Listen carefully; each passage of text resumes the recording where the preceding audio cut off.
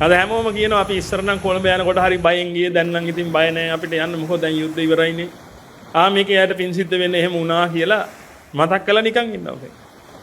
ඒ පිරිසට මොකද උනේ? ප්‍රාණඝාතයක් කරන අතරතුර මැරිච්ච මිනිස්සුෙකුට මොකද උනේ පින්? මොනවා වෙන්නේ නැති කියලා ඔබ හිතනවද? අපි උදාහරණයක් විදිහට ගමු පින්වතුනි. මේ වෝ ෆ්‍රන්ට් එකේ ඉන්නකොට දැන් මේ වෙරි හඳ හැමතැනම හැම පැත්තටම උණ්ඩ යනවා. ඉස්සරහින් ඉන්න තමන්ගේ හතුරාවක් කනවා කෑලි වලට කනවා කියාගෙන වෙඩි තියාගෙන ඉන්න වෙලාවට වෙඩි පාරක් ඇදලා මැරෙන මිනිස්සෙක් කොහේ උපදීද පින්? ඔබ අවංකව කිය. කොහේ උපදින්නේ නැද්ද? නමුත් කතාවට කියන්නේ නම් දේශේ මුර දේවතායලි රෑ පුරා දැල්වී තිබේ කියලා නේද? ඔබ හොඳට තේරුම් ගන්න පින්වතුනි. මිනිස්සුන්ට ඕනේ දේ කරගන්න ඔබ පාවිච්චි කරන හැටි ඔය පේන්න තියෙන්නේ. මොකක් හරි කියලා පින්වතුනි ඔබව රවට්ටන. ඔබ දහමක් හරියට දැනන් හිටියේ නැත්නම් පින්වතුනි ඔබත් අහු වෙනවා ඒක. ඊට පස්සේ ඔබ බේර ගන්න කවුරුත් එන්නේ නැහැ පින්වතුනි. දාස් ගානක් දෙපාර්ශ්වයේම මැරලා ගියා පින්වතුනි ඊයව බේර ගන්න කවුරුත් කතා කරන්නේත් නැහැ කවුරුත් දන්නේත් නැහැ බේර ගන්න විදිය. ආයිත් යුද්ධයක් හටගත්තොත් එහෙම පින්වතුනි ආපහු සැරයක් ඔය සින්දු ඇහෙනවා. දැන්ට මේ දවස්වල ඔය සින්දු නැහැ. සෙබලානනි ඔබ මරුණා නොවේ දැන් නැහැ. ආයේ වගේ කාලයක් ආවට පස්සේ පින්වතුනි ආපහු ඒව දාලා පින්වතුනි තරුණ පිරිස ඒවට යොමු කර ගන්නවා. අපේ ආරක්ෂාව පිණිස උඹ ගිහිල්ලා මරපල්ලා. එතනින් එහාට අපි දන්නේ නැහැ. මම මේ ඔබට පෙන්නන්නේ පින්වතුනි ඔය කිසි දෙයක වැරද්දක් හරියක් මට කියන්න බෑ. නමුත් මම ඔබට කියන්නේ පින්වතුනි මිනිස්සු ඔබව යූස් කරනවා. ඔබව සූප්පු කරනවා. රොඩ්ඩ ඉතුරු වෙනකන් සූප්පු කරලා අන්තිමට රොඩ්ඩ විසි කරනවා එළියට. මෙතන ඉන්නව නේද පෙන්ෂන් යන්න බලාගෙන ඉන්න මහත්තුරු. හෝ පෙන්ෂන් ගිය අය. ඇයි මේ මහත්තුරුන්ගේ නෝනවරුන්ගේ පෙන්ෂන් යවුවේ? ඇයි පෙන්ෂන් යවුවේ මේක? රොඩ්ඩනේ. දැන් මොනව ගන්නද ඕකේ? සූප්පු කළා පින්වතුනි. රොඩ්ඩ දැන් එළියට දැම්මා. ඔබගේ ජීවිතේ හොඳම කාලේ ඉවරයි. අවුරුදු 60ක් දැන් හොඳම කාලේ ඉවරයි. දැන් රොඩ්ඩ කාලේ තියෙන්නේ. දැන් කියනවා පිනක් දහමක් කරගෙන ඉන්නලු. තරුණ පුතේ මේවා තේරුම් ගන්න ඕනේ ඔබ. තව ටික කාලෙකින් ඔබත් රොඩ්ඩ වෙනවා. ඔබ දැන් උරුසුප්පු කරන ගමන් තියෙන්නේ. ඔබට තියෙන ආදරයට සෙනෙහසට අපි මේ දේවල් පෙන්වලා දෙන්නේ. අපිවත් මේ සමාජය සූප්පු කරන්න හැදුවා. හොඳ වෙලාවට පින්වතුනි අපේ ගුරුවරුන්ගේ පිහිට අපිට ලැබුණා.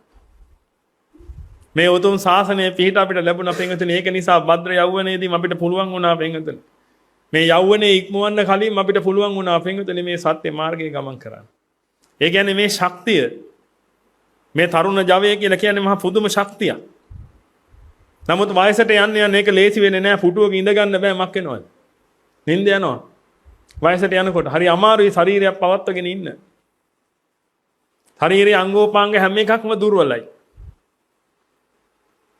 පුටුවක ඉඳගෙන ඉන්න බෑ ටික වෙලාවක් කොන්ද කෙලින් තියන් ඉන්න බෑ.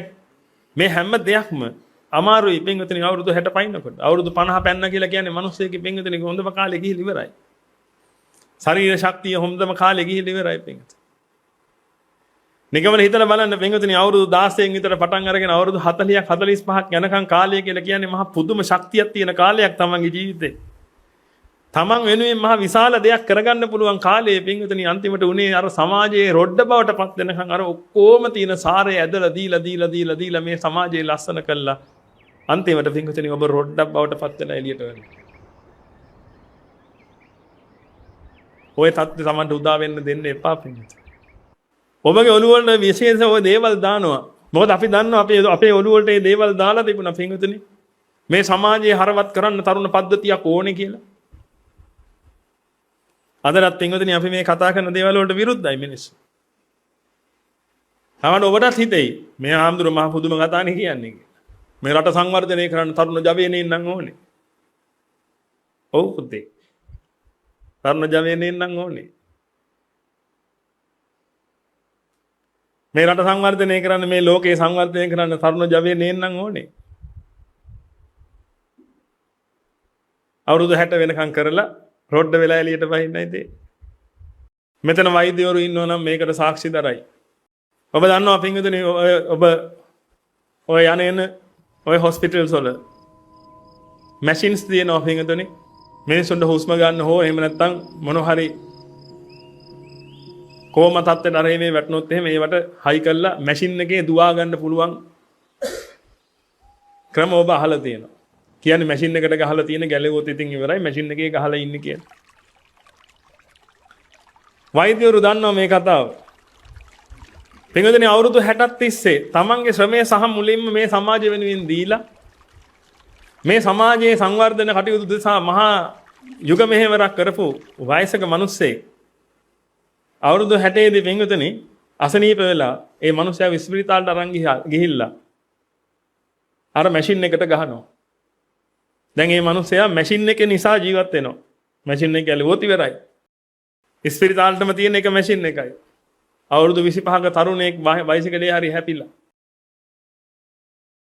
මරණාසන්න වෙලා එනවා පින්වතුනි. මේ ළමයා බේර ගන්න තියෙන මැෂින් එකට ගහලා. ඔබ හිතන්නේ මක් කරයි කියලාද? වෛද්‍යවරු මම මේ කියන කතාව දන්නවා. ඔබට හිතෙන්නේ මක් කරයි කියලාද? තරුණ දරුවෙක් ඇවිල්ලා ඉන්නේ. පින්වතුනි අය කතා දෙකක් නැහැ.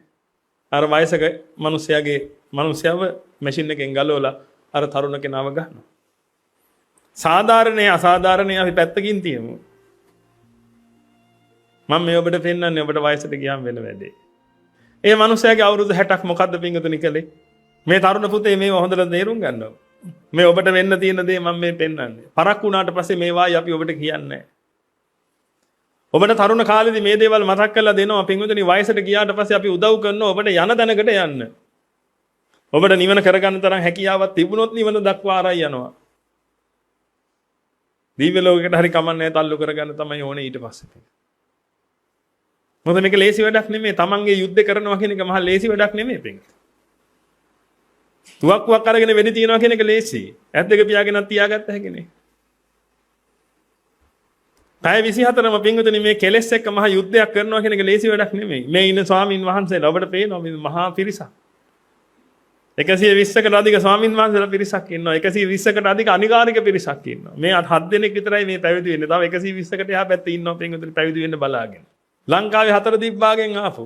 ලංකාවේ විතරක් නෙමෙයි ඔබට පේනවනේ සුදුහන්. තානිකලකින් පේ කළුහන්. එක එක જાතිය හම්පේ පින්වතුනි. විමුක්තිය හොයාගෙන ආපු. මේ කියන දේ දැනගෙන ඉන්න පින්වතුනි. මේ තමන්ව දන්නේම නැතුව රොඩ්ඩක් බවට පත් වෙලා සමාජයෙන් එළියට විසිනවා කියලා දැනගෙන. ඒක රොඩ්ඩක් උනාට පස්සේ නෙමෙයි පුතේ දැනගන්න ඕනේ. දැන් දැනගන්න ඕනේ මෙයා මගේ තාත්තට දැන් රොඩ්ඩක් බවට පත් වෙන්න වෙලාවේ තියෙන්නේ. ඉස්පිරිතාලට ගියාට පස්සේ අවුරුදු 25 කොල්ල වෙනුවෙන් අර අවුරුදු 60 මිනිස්සු අවුරුදු 60ක් තිස්සේ මේ සමාජයට කඹරපු. ඒ මිනිස්සයව මැෂින් එකෙන් ගලවනවා පින්වතුනි. ගලවලා මැලෙන් නැරලා අර තරුණයව ගහනවා අරකට. හේතුව අරක රොඩ්ඩ මේකේ මස තියෙනවා තාම. මේක බේරගත්තොත් වේදන මම මේ වෛද්‍යවරුන්ගේ දෝෂයක් එහෙම නෙමෙයි කියන්නේ මම මේ කියන්නේ සමාජයේ හැටියක්. වෛද්‍යවරුන්ට මේකට කරන්න දෙයක් නැහැ. වෛද්‍යවරු හරි කම්පාවටපත් වෙනවද කරන්න දෙයක් නැහැ. නියමය ඒකයි. දැන් හිතන්න එපා ජනාධිපතිතුමාගේ නියමය ඒකයි කියලා. ඒක නෙමෙයි මේ සමාජයේ නියමය මේක පිටත. තරුණයාට තැනක් දෙනවා. මොකද තව කල් ජීවත් වෙන්න තියෙනවනේ අපරාධනේ. දැන් මම මේ කියන්නේ ඔබ ගැන හිතන්න කියලා. මම දැන් ඔබ ගැන හිතන්න ඔබ දැන් ඔබ ගැන මම මේ කියන එකත් එක්ක දැන් ඔබව ගහලා තියෙන මැෂින් එක අවුරුදු 60ක් තිස්සේ සමාජයට කඹරලා ඉන්නේ ඔබ. ඔබට තව ජීවත් වෙන්න ඕනේ පින්වතුනි. ඔබට තව ජීවත් වෙන්න ඕනේ මොකද හේතුව ඔබට තව ජීවත් වෙන්න තියෙන්නේ පොඩි කාලයයි. මං වෙනුවෙන් කිසි දෙයක් තාම කරගත්තේ නැහැ සමාජයට කඹර හිටියා. මං වෙනුවෙන් කියලා කරගත සත පහක දෙයක් නැහැ. පොතේ මේ ඉන්න අය කල්පනා කරලා බලන්න. කවුද මැරෙන්න ලෑස්ති? දැන් මලත් මං දිව්‍ය ලෝකේ යනවා කියලා හිතාගෙන ඉන්න කෙනෙක් ඉන්නවද බලන්න. ඊයේ රෑ කරපු මොන දේවල් කල්පනා කරලා බලන්න. ගිය සතිය ඇතුළත කරපුව කල්පනා කරලා බලන්න මට කියන්න. දැන් මලත් මං බය නෑ දිව්‍ය ලෝකේ තමයි කියලා පුළුවන්. තාම මැරෙන්නවත් ලෑස්ති නෑ නේද පුතේ? ආදරයට කියන්නේ. පිරිස වැඩි කරගන්න කියනව නෙමෙයි. ඒ ඕන් තරම් ඉන්න මේක.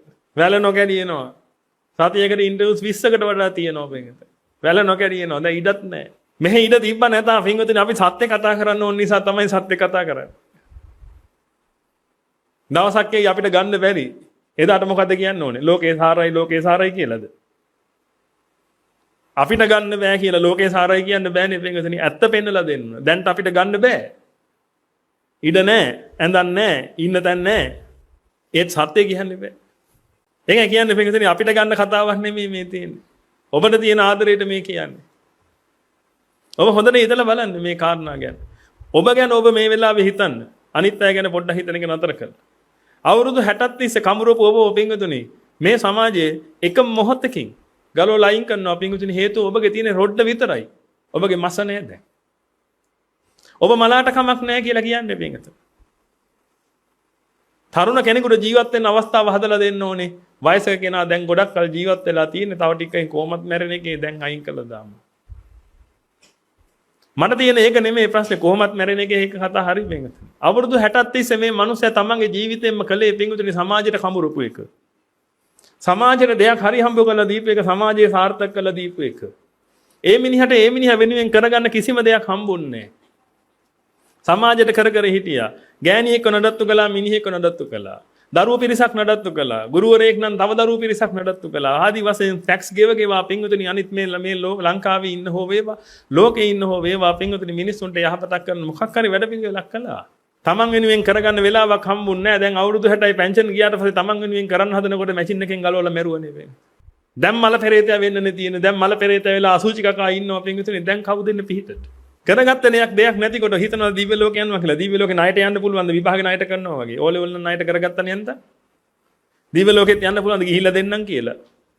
දැන්ට මාව දිව්‍ය ලෝකෙට දාලා දාන්න මං එහෙදි පින් කරලා ඔය ටික පියවන්නම් පුළුවන්ද? එහෙම ක්‍රමයක් නැහැ පින්වතුනි. ඒකයි ඔබට තේරුම් කරවන්න හදන්නේ මේ දේවල්.